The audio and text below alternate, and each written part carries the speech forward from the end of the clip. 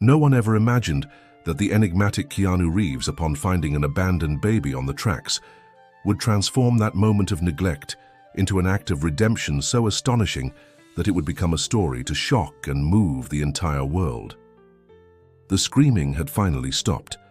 Margaret Maggie Reynolds stood motionless in her Sierra Nevada cabin kitchen, staring at the shattered remains of the vintage porcelain bowl her grandmother had given her, now scattered across the hardwood floor like fragments of memory.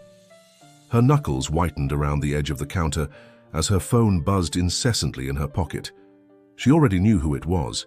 Ethan Carter wouldn't stop calling, and Maggie wouldn't start answering. The afternoon sun slanted through the windows of her mountain retreat, casting long shadows that seemed to point accusingly at the broken pieces. 3 days had passed since the confrontation at the railroad tracks, since everything fell apart. 3 days since she'd seen Keanu. The silence in the cabin felt physical now, pressing against her eardrums, interrupted only by the distant cry of an eagle somewhere in the forest. "I should have told you sooner," she whispered to the empty room. When the knock came at her door, sharp and authoritative, Maggie didn't jump. She'd been expecting it. Ethan wouldn't simply leave voicemails forever. She stepped carefully over. The broken porcelain, fragments crunching beneath her boots, leaving tiny scratches in her wake that she barely registered. Opening the door revealed not Ethan, but Sarah Mitchell. Her usually composed appearance was disheveled, hair windblown, and her eyes rimmed with exhaustion. The investigative journalist who never missed a detail now looked hollowed out. "Where is she, Maggie?" Her voice was hoarse, as if she'd been screaming. Maybe she had been. Maggie's face remained impassive, the mask she'd perfected over 15 years as an engineer sliding into place automatically. "You shouldn't be here." "Don't," Sarah stepped forward, one hand braced against the doorframe. "Don't shut me out now, not after everything. Where is my sister?" Behind her, at the edge of the clearing, the sound of a vehicle approaching grew louder. Ethan's forest. Service jeep appeared through the trees, and the Shoshone descendant immediately locked eyes with Maggie. His hand instinctively moved toward his radio when he spotted Sarah. "Ms. Mitchell, I thought I made it clear you weren't to interfere with our investigation." Sarah didn't turn around. "She knows where Emily is. I know she does." Maggie's phone buzzed again in her pocket. When she pulled it out, it wasn't another call from Ethan. It was a text message with an attachment, a video. The sender's number was unlisted, but she knew who it was from. She always did. "You should see this," Maggie said quietly, holding out the phone to Sarah. Her hand shook as she took it. Ethan moved swiftly across the clearing. "Maggie, I need to speak with you immediately about—" "Just watch," Maggie interrupted, her eyes never leaving Sarah's face as the video began to play. On the small screen, Emily Mitchell stared directly into the camera, her determined expression intact, despite the bruise blooming across her left cheekbone. "Sarah," she began, her voice surprisingly steady, "if you're watching this, then Maggie has finally decided to tell the truth. I'm sorry it had to happen this way. I'm sorry for all of it." The weight of 15 years of silence hung in the clearing as the truth began to unravel. 15 years earlier, Margaret Reynolds had been nobody. A brilliant engineering student with more talent than connections, she spent her days designing innovative railway systems and her nights waitressing at an upscale Chicago restaurant frequented by transportation magnates. That's where she first met the Mitchells, old money wrapped in new technology, owners of the largest private railway company in the Midwest, with checkbooks as extensive as their influence. Emily Mitchell, with her sharp mind and sharper instincts, took an immediate interest in the quiet waitress who sketched rail designs on napkins during breaks. Richard, her father and CEO of Mitchell Railways, was more reserved but no less intrigued. "You have a remarkable eye for structural integrity," Emily had told Maggie one evening, sliding one of the napkin sketches back across the table. "Have you ever considered working for a private company rather than the public sector?" That question changed the trajectory of Maggie's life. Within months, she was working as Emily's assistant at Mitchell Railways, one of Chicago's most innovative transportation companies. Within a year, she was being groomed as a junior engineer, and within 2, she and Sarah had fallen into a friendship. That remained carefully hidden from Emily and Richard. "She's protective," Sarah explained one night as they sat in her apartment, the city lights. glimmering beyond the floor-to-ceiling windows. Emily's always trying to shield me from people who might want me for the family name, for access to our father. Maggie had laughed, sipping her coffee. I was a waitress when you met me. I think that disqualifies me as an opportunist. But Emily's protectiveness had always felt more like possession to Maggie. The way she would casually intercept conversations during company events, the cutting remarks whenever Sarah mentioned spending time with colleagues, the cold calculation in her eyes whenever she caught them speaking too intimately at industry gatherings. On the night everything changed, the company was celebrating the opening of a controversial new rail line, cutting through protected land that had been acquired through questionable means. Emily had fought environmental groups to push the project forward, and the resulting publicity had drawn significant protest. Everyone who mattered in Chicago's transportation scene was there, including several Mitchell family members who rarely made appearances. Maggie had been supervising the final safety checks when she overheard the argument in Emily's office. The voices were muffled, but the intensity was unmistakable. Then came the sound of something heavy falling, followed by silence. When she pushed open the door, Emily was alone, a toppled filing cabinet at her feet and a small safe open behind her desk. "Is everything okay?" Maggie had asked, eyes darting between Emily and the safe. Emily's smile didn't reach her eyes. Just a little family disagreement about project parameters. Nothing to worry about. Though I could use your help with something. Later that night, after the celebration had ended and Richard had taken their investors to dinner, Emily asked Maggie to drive her to the family's lake house in Wisconsin. "I need to clear my head," she explained, the overnight bag in her hand, looking suspiciously heavy. The drive was mostly silent until Emily suddenly said, "Sarah's becoming quite attached to you, you know." Maggie's hands had tightened on the steering wheel. "We're friends, is that a problem?" "Our father is dying," Emily said, staring out the window at the darkened trees rushing past. "Pancreatic cancer. 6 months, maybe less. Sarah doesn't know. Yet, do you love her enough to protect her from what's coming?" "What do you mean?" Emily's laugh was hollow. "About our family, about me, about what happens to people who try to change things that should stay buried." When they arrived at the Puy Lake House, the argument that had begun in the office erupted again, this time with no walls to muffle it. Accusations of environmental violations, of bribery, of secrets kept and revealed.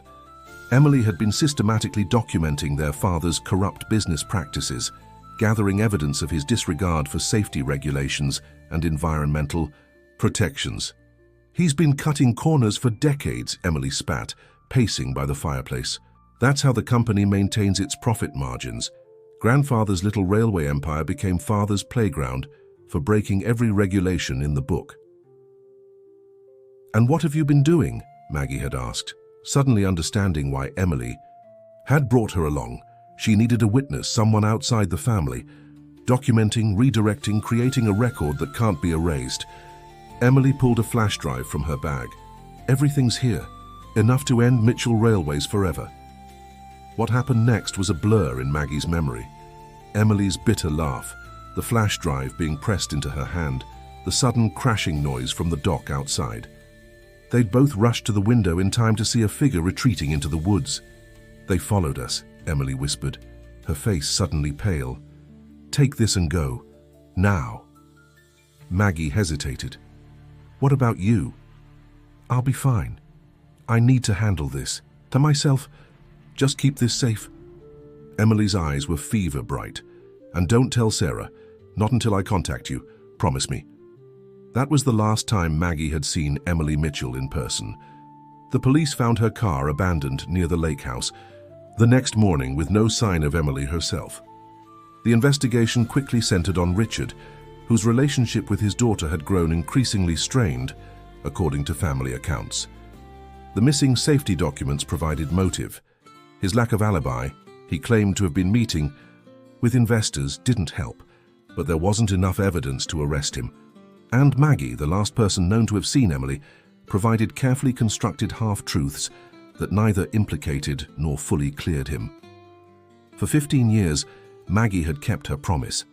She had protected the flash drive and waited for Emily's contact. She had comforted Sarah through the suspicion, stood by her as she became an investigative journalist, specializing in corporate corruption, eventually moving west to the Sierra Nevada to escape the shadows of Chicago. She had built a successful career as a consulting engineer, working remotely from her mountain cabin, developing a reputation for designs that subtly prioritized environmental protection. And she had carried the weight of her silence, like a stone in her chest. Back in the present, Sarah stared at the phone screen where her sister continued speaking. "The environmental damage was never the point," Emily said in the video. "It was about the lives at risk. Our father built his fortune on cutting corners in ways that endangered workers and communities, Sarah. Railway safety was just the pretty facade. I couldn't live with it anymore." Ethan moved closer, his attention now fully on the video. Maggie stepped back, allowing them both to watch. "I had to disappear. There were people who would have silenced me permanently. You know how far the family connections reach. I'm sorry I let you believe I might be dead. I'm sorry you blamed our father, but I'm not sorry for what I did." Emily's image shifted, and the camera panned to show a small research station, simply furnished. A window revealed pine forests swaying in the breeze. "I've built a new life, an honest one. I research sustainable transportation systems now." Her expression softened. "I've been following your work exposing corporate corruption, Sarah. The stories you've broken, the changes you've forced. You've transformed our family's legacy into something meaningful. That's why I think it's finally time for the truth." The video ended with coordinates in the northern Sierra Nevada and a date, 1 week from today. The clearing was silent for several heartbeats after the screen went dark. Sarah's hand dropped to her side, the phone nearly slipping from her. "Grasp. She's alive," she whispered, her voice breaking. "All this time." Ethan gently took the phone from her. "Maggie, I need to take this as evidence. And I'll need your full statement about your involvement in Emily Mitchell's disappearance." Maggie nodded slowly. "I'll tell you everything. But first, I need to give you this." She reached into her cabin to a small locked box on the entryway table. Inside was the flash drive preserved for 15 years. This contains evidence of environmental crimes committed by Mitchell Railways. Emily compiled it before she disappeared. Sarah's face had gone completely pale. "You knew. All this time you knew she was alive." "I didn't know," Maggie said quietly. "I promised her I wouldn't tell you about the drive until she contacted me. She never did, until today." 15 years, Maggie. 15 years I've blamed my father. 15 years I've mourned her. Sarah's voice rose, cracking with emotion. "We've been friends for decades. We built careers around this. How could you keep this from me?" The sound of another vehicle approaching drew their attention. A weathered SUV pulled up beside Ethan's. Jeep and a bearded man stepped out, Keanu. His expression was solemn as he approached. "I told you not to come here, Sarah," he said, his voice low but carrying across the clearing. "Maggie, I see you finally decided to involve yourself more directly in this matter." Ethan turned to the newcomer. "This is an ongoing investigation. I'll have to ask you to—" "I'm well aware of what this is, Ranger Carter," Keanu cut him off. "I've been tracking the consequences of the Mitchell family's actions for years." He fixed his gaze on Maggie. "Though I never anticipated your loyalty to Emily would last quite so long." Maggie felt something cold settle in her stomach. "You knew she was alive?" "Of course I knew." Keanu's smile was thin. "Who do you think has been protecting her all these years? Emily was always principled, but she wasn't wrong about the railway safety issues. Some corporations are too poisoned to reform." Sarah looked between Keanu and her friend, disbelief etched across her features. "Am I the only one who didn't know?" "You needed to be protected," Keanu said softly. "From the truth, from suspicion, from yourself. You were always too driven for your own safety, Sarah. That's why Emily chose you to expose corporate corruption through journalism." Ethan had been quietly taking notes. "Mr. Keanu, I'll need you to come to the station to make a formal statement." "Of course," Keanu nodded. "It's time this charade ended." He turned to Sarah. I'm sorry, I truly thought this was the best way to protect both of you. Sarah's face hardened. I'm going to find her. I need to see her myself.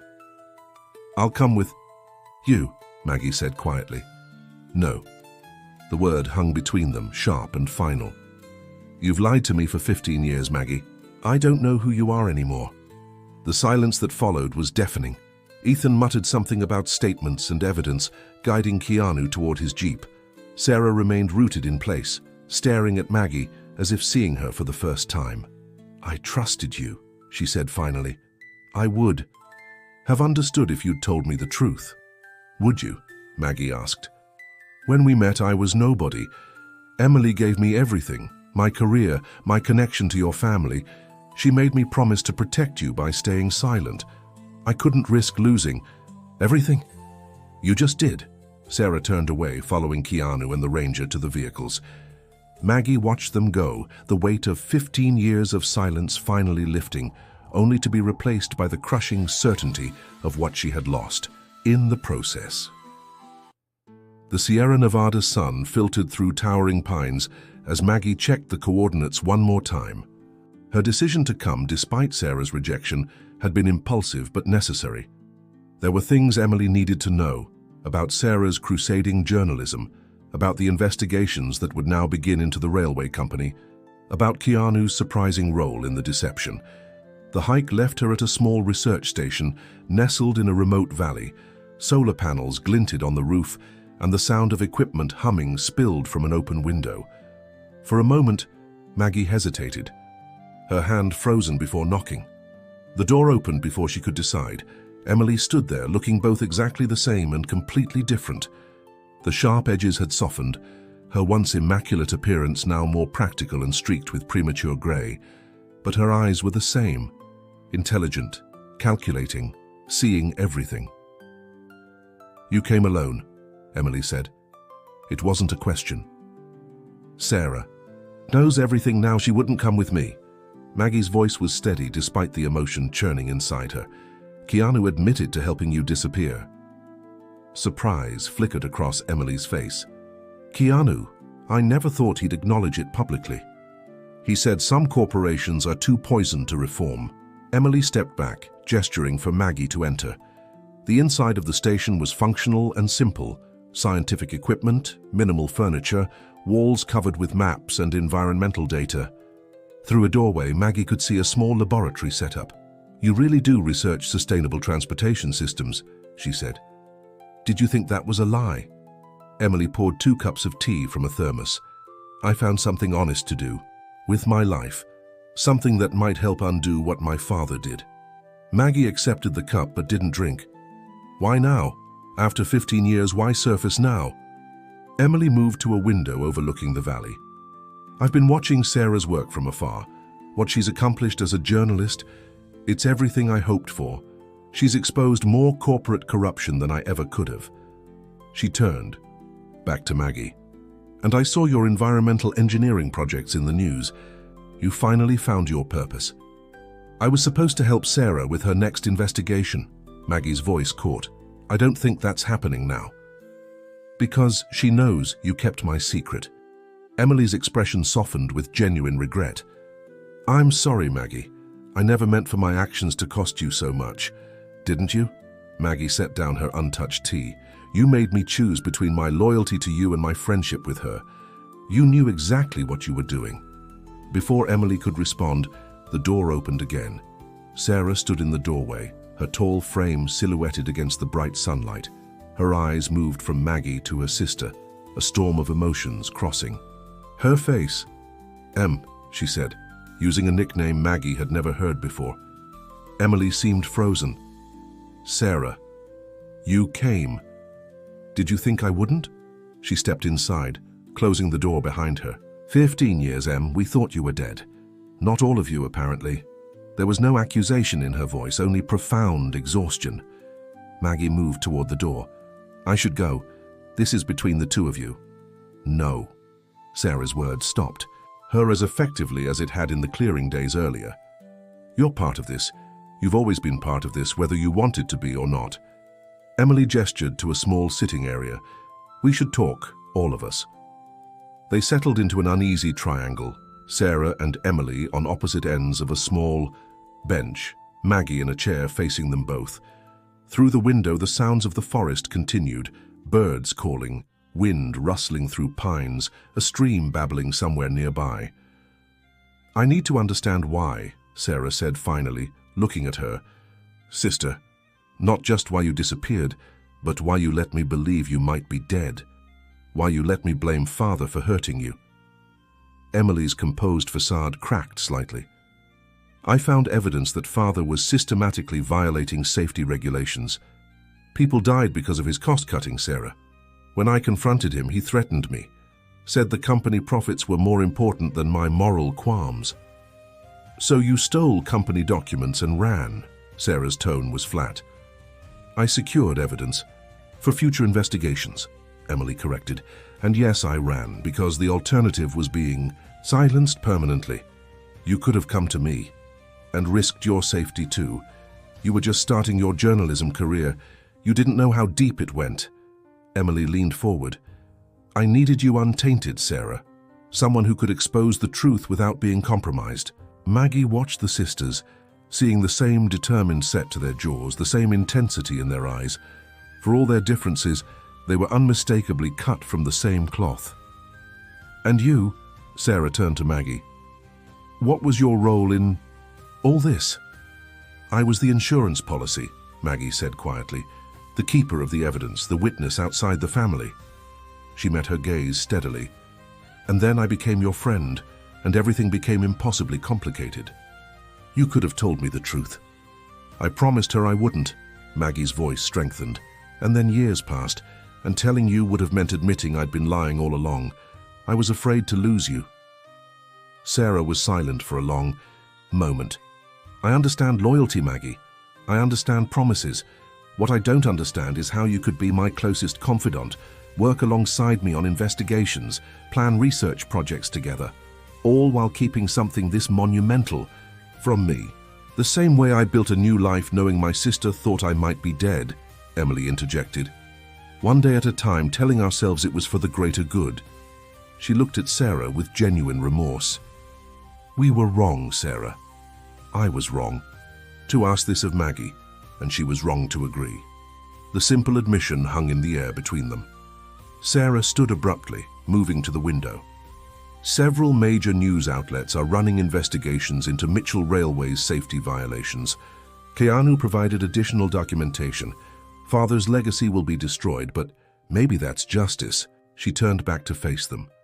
"I don't know what happens next with any of this, but I do know I'm tired of secrets and half-truths." Maggie rose as well. "I should go. You two have 15 years to catch up on." "Where will you go?" Sarah asked, her voice softer than it had been in days. "Back to my cabin. I'll recuse myself from our joint projects, of course." "That's not necessary," she said.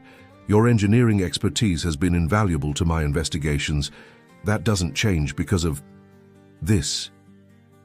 Emily watched them both, something like hope flickering across her features. "The truth is out now. Maybe that's enough to start building something new." Maggie thought of the broken porcelain scattered across her kitchen floor, the shattered pieces that could never be perfectly restored. Some damages couldn't be undone, only acknowledged and incorporated into whatever came next. "Perhaps, she said, meeting Sarah's gaze directly for the first time since she'd found her with Emily. "But that will depend on whether what remains feels strong enough to build upon." The weight of 15 years of silence had been lifted, but the path forward remained uncertain.